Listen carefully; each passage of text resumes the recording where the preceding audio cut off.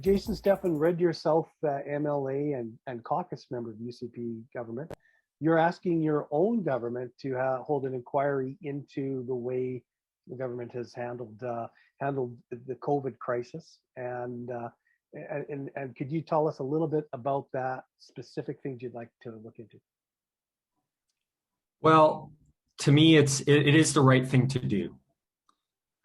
When I ran for public office, my objective is, and I'm a very imperfect person, but I want to do what is right and let the consequences follow.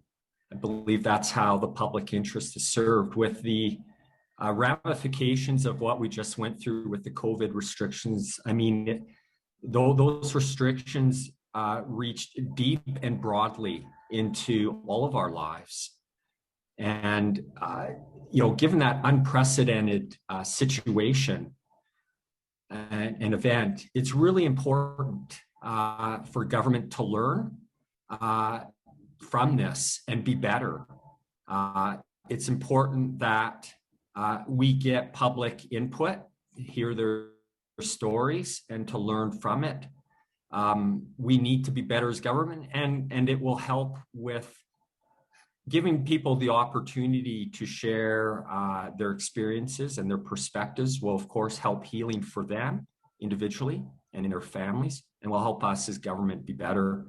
And a full cost analysis should be included in that inquiry as well, in terms of restrictions, because restrictions not only have quantitative impacts on our lives, but qualitative as well, which are harder to measure.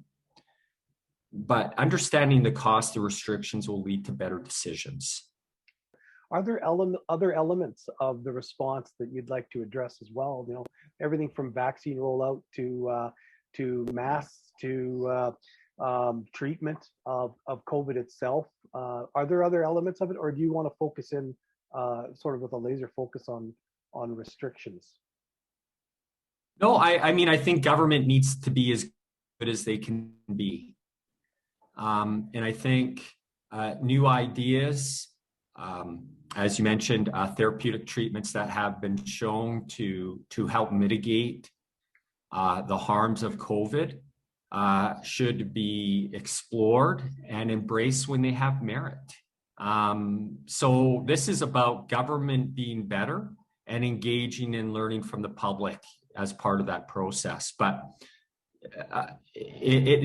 just given what has occurred, just the extreme situation, it is really important that something different is done here in terms of really doing a very, very deep dive into what has occurred. How soon would you like this to take place? Do you want to see this launch this summer? How extensive do you believe? Yes. How long will it take? I absolutely do want to see this happen very soon. I know that Albertans feel great excitement and hope with the projected opening up later this month. That is very exciting to me. I went to the farmers market, Dwayne, last Saturday. I'm going to be going again, and I know people have different perspectives, and totally respect that. But the overwhelming consensus of families that I talked to, Dwayne, is that people are really excited and hopeful about that. Just having those fundamental freedoms, being able to live their lives, that is just so exciting. So it's important that we take the advantage of the reopening time that we have to make sure that we learn as soon as possible how individuals' experiences and insights are fresh as well, to help heal and move past this, very challenging time for so many. And speaking of healing, those who follow politics fairly closely will know that there is a rift that must be healed within the UCP party, with the substantially, I guess, maybe more of the rural caucus who are very adamant that restrictions should be regionalized at times where they're not seeing very many cases in certain regions of Alberta, and that led to some discontent and a couple of MLAs are now looking in from the outside. Is this an opportunity to address that as well, or is that completely a side topic for you? Well, I mean, they're somewhat interconnected. In terms of the public inquiry, that is focused on the public interest and making sure that government makes better decisions, learns from its successes and mistakes. I know certainly when I practiced law, Dwayne, that even though I tried my very best to be excellent in what I did, from time to time I did make mistakes, and my mistakes were very valuable teachers to me. And I think all of us as adults recognize that all of us have made mistakes, and we try and learn and be better from it. So the public inquiry focus to me is about the public interest. In terms of restrictions, Dwayne, it's fairly well understood that I have expressed on a number of occasions selective concerns about restrictions. To me, it's not so much about geography, but to me, it's about my deep feelings about principles. I believe that the best way is to trust adults to govern themselves and their families in respectful ways. That is a better way for less fear and more societal peace. This is tricky waters because you'll have a number of Albertans, a great number of Albertans that believe that restrictions are completely valid and probably should be even tighter. And we should have an extremely careful approach. And then you have you swing to another large group of Albertans who also believe that there shouldn't have been restrictions at all in the way that they came down, and there should have been more of a focused protection approach advocated by the former emergency management guru David Redmond. So would is this an opportunity to really get to the heart of which approach is best, focus protection versus restrictions? To me, it's about evaluating different strategies on their merits. Unfortunately, what we've seen is a real polarization in those two views. And the reality is this is a much more complex issue, requiring more nuance. But when we have contention and fear, we see more polarization. So I'm hoping that a public inquiry where the truth is more transparent, whatever that may be, I think will help reduce disagreement. To me, it's about a search for the truth. That is the purpose of a public inquiry, is the truth. Will this inquiry be enough, do you think, to placate the, let's call it anger, I think, with some of the business owners in perhaps rural Alberta here where we've seen images of the odd arrest taking place, whether it's a business owner or a preacher. Do you believe that this inquiry can assuage the amount of passion that is still out there and probably will be for a long time? No, because to find peace is an individual choice. Government cannot impose peace in people's hearts, but we can try and be the best that we can be, that we can accept the truth, that we can be accountable and strive to be better. I saw you get a little emotional there, I think, when we were talking about restrictions, and we had a little technology freeze there that I'm not sure that everyone would pick up on that, but I saw you getting a bit emotional and you recognize that.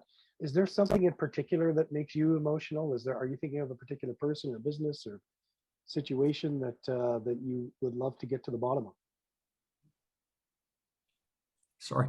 Well, I'm a father of 3 children, and sorry. and two adult sons and a teenage daughter. And one of the reasons I decided to run as an MLA is I wanted to serve our young adults and children. And I know the restrictions, and I've raised them. Our children need to have a vision of hope and have the similar opportunities that you and I enjoyed. And I do appreciate the government initiative to look into the impacts of the restrictions on children. I wish that some of the things that I think will be found as a result of that would have been known earlier. But what I can say is that is something, to answer your question, that I profoundly feel as a father. That's hard. Thanks for expanding on that and giving us a better insight into your own personal situation now. And speaking of your personal situation, what about is there not a little bit of danger here in a government, an MLA in government calling on its for an inquiry into actions of its own government? Any danger in there for you, do you think? I don't think about things in those terms. I do try and do what is right. I try and be respectful. One of the reasons I ran is I wanted government to have a culture of accountability and excellence. And this, I think, given the magnitude of what we've all seen and experienced, it's incumbent on government. In fact, there's no. To me, it's so self-evident that we need to do something, and it doesn't necessarily have to take the form of a public inquiry, but it has to take something that is very important. I think the government, as it relates to children, has a very specific initiative that I think is very good. But as a larger part of a whole, we really need to have a very deep dive into all aspects of what has just occurred and learn from it and be better. And I think the public will appreciate that. But I'm not seeking to condemn anyone here. I don't think anyone would have been perfect. But it's the search to be better that really motivates the request. And it was well received when I raised it in caucus this morning. The numbers of COVID cases are nosediving and probably will stay low in the summer. Depending on variants, et cetera, there's a potential that we could be looking at another wave in the fall, late fall and winter. A lot of people believe that would likely happen. So is your goal to have a different approach by the time we get another wave? I want the best approach, whatever that means. But my sense is that Albertans, I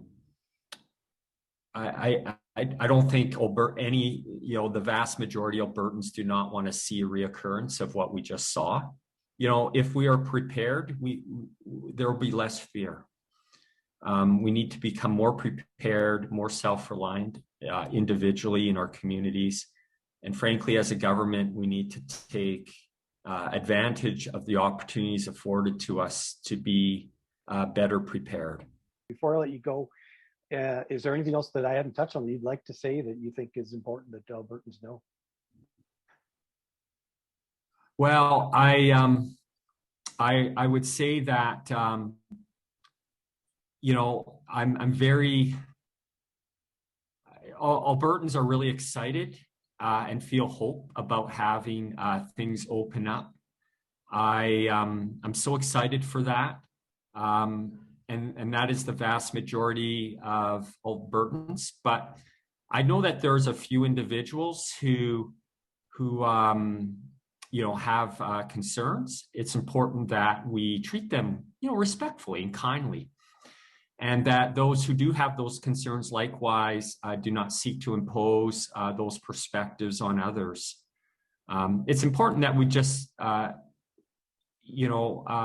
ourselves, as I said, in respectful ways. I'm overall heartened, hopeful, and excited actually about the prospect of things opening up, by the end of this month. That to me is just awesome news, and I hope your viewers and the great people in Red Deer, I know that they're excited about that as well.